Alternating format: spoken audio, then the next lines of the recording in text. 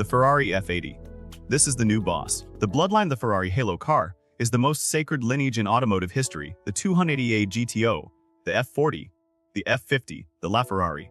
These are not just cars, they are gods. The F80 has impossible shoes to fill, and it starts its reign with a massive controversy. It does not have a V12.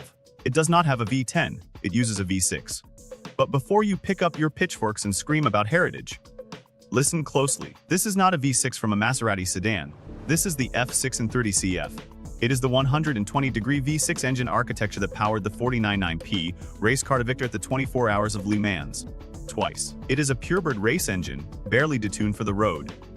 The engineers chose it because it is lighter, sits lower, and allows for aerodynamics that a V12 simply could not support. And it is not alone. This engine is combined with a Formula One-derived hybrid system. It uses electric turbochargers to eliminate lag entirely, and 3 electric motors, 2 on the front axle and 1 MGU key unit at the rear. The result: a total system output of 1,184 horsepower. It launches from 0 to 60 in 2.15 seconds. It hits 124 miles per hour in under 6 seconds. It is violence managed by mathematics. The design is a radical departure from the flowing curves of the LaFerrari. It is boxy, technical, almost robotic. It channels the spirit of the F40 but updates it for a cyberpunk future. A black visor connects the headlights across the nose, giving it the look of a bandit mask. The active rear wing doesn't just go up and down, it dances, constantly adjusting its angle to manage airflow and generate over 1,000 kilograms of downforce at speed. It looks like a car built by aerodynamicists, not artists.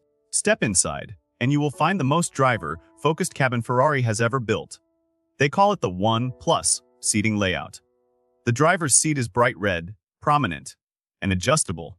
The passenger seat is black, recessed further back, and fixed directly to the carbon chassis to blend into the trim. The message is brutal but clear. The passenger is luggage. The driver is the master. And in a move that has enthusiasts cheering, the steering wheel is new. Ferrari listened to the complaints about touch capacitive controls and brought back physical buttons. Thank you, Ferrari. But the real magic is underneath. The suspension uses Multimated's TrueEctive spool valve technology, powered by a dedicated 48-volt system. These dampers don't just react to bumps, they anticipate them. They can eliminate body roll entirely or keep the car perfectly flat while jumping curbs on a racetrack. It allows the F80 to be compliant on the street and a surgeon's scalpel on the track. Priced at nearly $4 million and limited to just 799 units, it is already completely sold out. The F80 is not about nostalgia. It is about dominance. It is Ferrari slamming the door on the past and saying that cylinder count doesn't matter.